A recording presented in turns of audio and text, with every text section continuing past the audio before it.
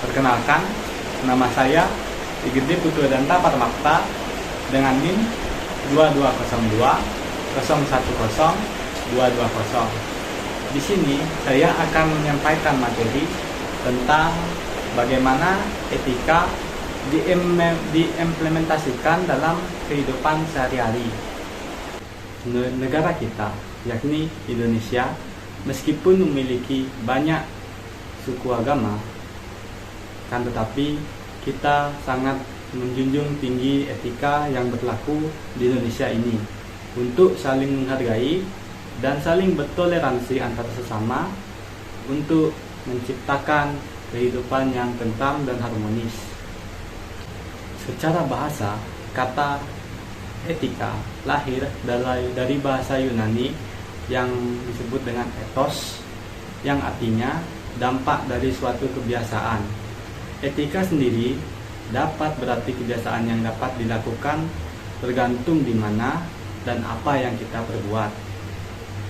Misal, jika kita berada di dalam suatu tempat umum atau tempat yang sering dikunjungi orang, seperti bank, supermarket, dan rumah makan, yang dimana akan melibatkan atau terdapat pihak kedua yang akan menjadi etika atau kebiasaan di tempat tersebut.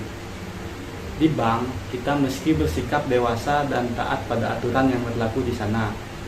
Di supermarket, kita mesti bersifat ramah dan tamah sehingga kita dapat berbaur dengan sekitar, dan serta di rumah makan kita mesti bersikap sopan dan santun terhadap sesama pengunjung yang ada di sana. Tetapi tidak juga melupakan tentang etika berpakaian dan etika berbicara kita ketika kita berada dalam suatu tempat.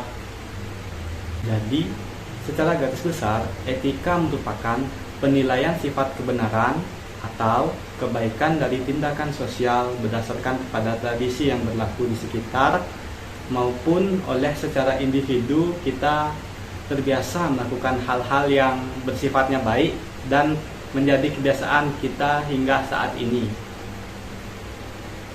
Penerapan etika ini sangat erat kaitannya dengan sifat baik atau buruknya kita dalam bermasyarakat.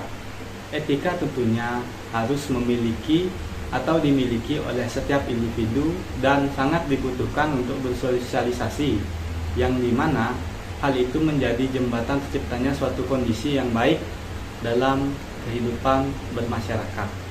Etika dapat terbagi menjadi 4 kelompok besar dalam pembagiannya, yakni yang pertama ada etika berdasarkan jenisnya, yang kedua etika berdasarkan cakupannya, yang ketiga etika berdasarkan lingkungannya, dan yang terakhir adalah etika berdasarkan sumbernya.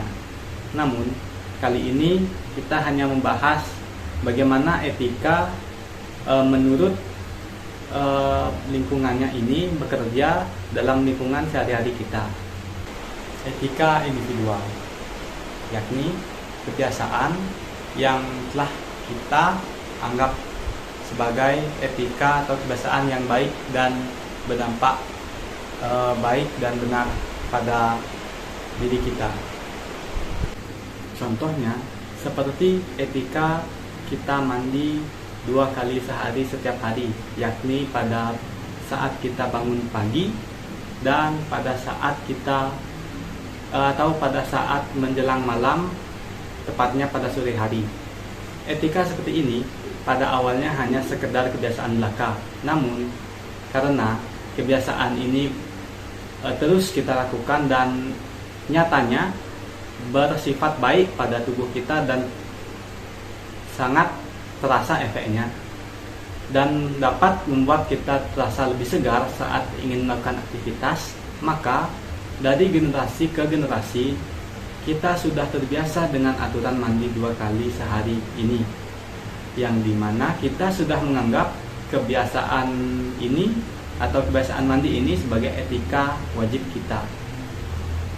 Dan yang kedua adalah etika sosial, etika yang sangat kental atau erat sekali hubungannya dengan lingkungan sekitar kita maupun kehidupan bermasyarakat kita.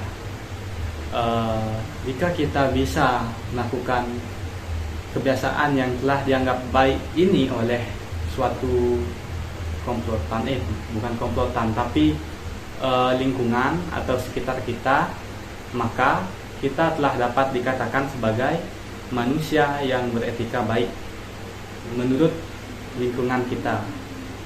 Tidak seperti etika individual yang dimana jika kita melakukan suatu kelalaian atau suatu kesalahan dalam beretika, maka kita dapat mengevaluasinya demi berkebiasaan lebih baik lagi untuk masa depannya.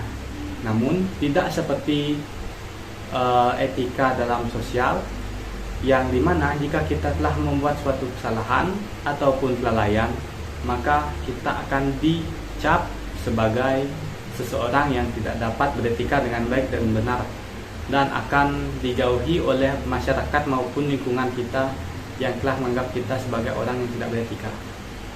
Baik, kesimpulan dari video kali ini yakni mengenai etika yang kita sebagai makhluk sosial mestilah kita harus berperilaku dengan baik dan benar. Selama kita berada dalam kebiasaan yang baik dan benar, maka kita pun akan menjadi manusia yang dipandang baik dan benar oleh masyarakat dan dapat menciptakan suatu kehidupan yang harmonis dan tenteram. Sekian dari pembahasan video kali ini. Mohon maaf jika ada kesalahan penyampaian atau kesalahan pengucapan kata-kata. Saya undur diri, saya ucapkan terima kasih.